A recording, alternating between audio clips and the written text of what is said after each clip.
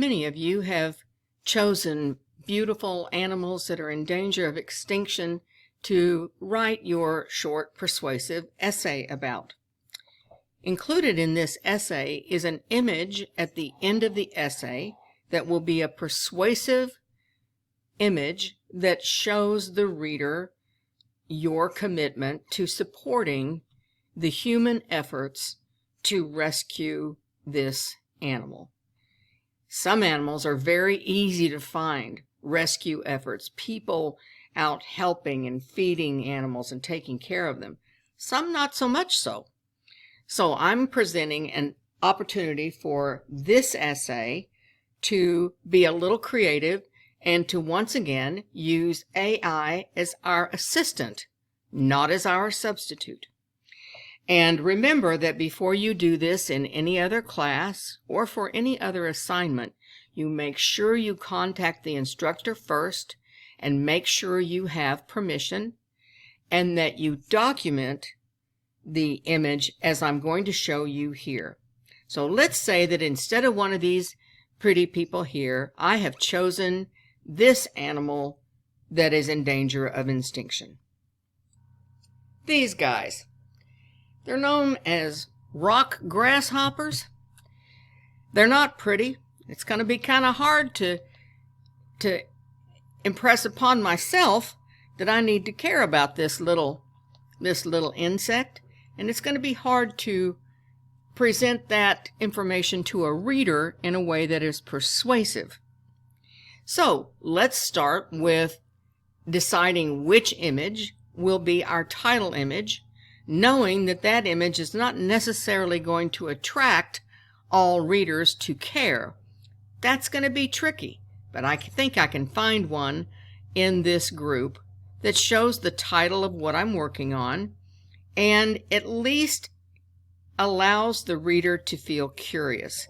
This one with a little bit of green in it, but still showing the rock might work. But what I want to show you is the final image. And this is where students have trouble. I've researched my 6-sentence essay, or whatever persuasive essay I'm working on if it's a longer format, and I've come upon and created my concluding sentence. This is, of course, part of the paragraph above. That's why it's not indented. And I say in this long sentence, protecting endangered insects is important to me because every species plays a role in maintaining healthy ecosystems and biodiversity, and by supporting the Orthopetrist Society and its rescue efforts, preserve vulnerable species before they disappear permanently from the natural world. I have signed up for the newsletter so I can learn more. Now, this is where my image is supposed to go for a person helping this little creature. Believe me, I have searched an inordinate amount, and I cannot find any image of anybody helping this little creature. However, there is a society that does help these little creatures. Let's take a look together. Just when you think surely nobody cares about these little creatures, here we have an entire newsletter, an entire society devoted to rescuing them. Friendly folk there, but that doesn't show me anybody actually helping my insect of choice. I scroll down. They had an entire conference about it, and look at all this interesting things, and they had a little fundraiser for them. Isn't that fantastic? Now, remember, I'm not going to include any logos or anything else. I need to see something that's going to persuade people. People are not persuaded by logos. They're persuaded by people. All right, so I go down here. Locust Initiative. Oh, now I keep going. Is there anybody actually helping these little insects? Well, there they are, but is there anybody actually? Oh, there we go. Some other people are volunteering. These kinds of things. Oh, more of the logos. Can't use that. I scroll through the whole thing, and you all, I promise you, I do not find any images of anybody actually rescuing these little insects. But I have all of this information, which I have already noted in my EasyBib project. And so I go to my assistant, ChatGPT, and I give it an instruction to create an image. Remember, I am carefully going to annotate this image so that I am truthful about how this image was created. You may have noticed the little arms of the man in the picture. So I used the arms of him in the picture. You cannot put in the picture. ChatGPT won't do it. You can describe a concept. It's great at concepts. But if I put in that picture of that man and told it to duplicate it, it would not be able to do that. So I'm going to describe what I want the picture to be. The first thing it comes up with is this. But the insect doesn't look quite big enough, does it? So I edit it and I give it another instruction. And it doesn't look necessarily like this hand is rescuing the little creature. It looks like it reaching out to touch it, but that doesn't necessarily inspire my empathy or sympathy for this creature. So I give it one final thing and look. That's lovely. You see that? Now, let me show you how I add that image to my essay and how I first document the image in EasyBib.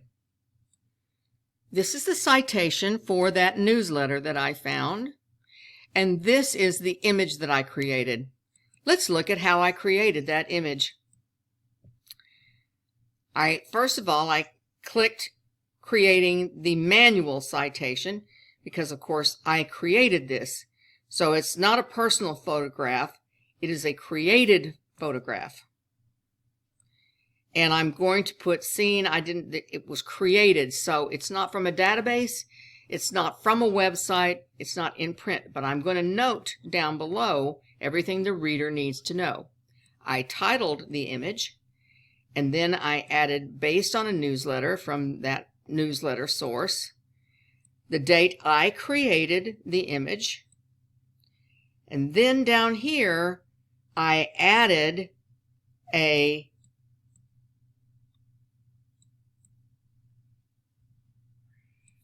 annotation. Remember how I do that? I click this little arrow, gives me a little text box. I type in the information about how I created this image, and then I click down here, update the citation, and now I have a citation where I have shown the reader exactly how this image came to be. I'm not taking credit for anything that doesn't exist, but it is based on factual information. Now, over to my essay. First, I download it, save it to my desktop, come back to my document. I have it centered and ready to enter. I insert, and I insert that image that I saved to my desktop. It's obviously too big, so I click on it and get the little toggles. That looks nice right there. Now, underneath, I will be ready to go back over here to the margin and enter my works cited. That includes all of my references throughout the creation of this essay. Does that look a little dark to you? It does to me too. If it does, we go to picture format. We go up here to our corrections, and it gives us some, that's too bright. Well, that's kind of nice. Find the one that looks the most, that's just bright enough. There we go. I like it. And that concludes this announcement.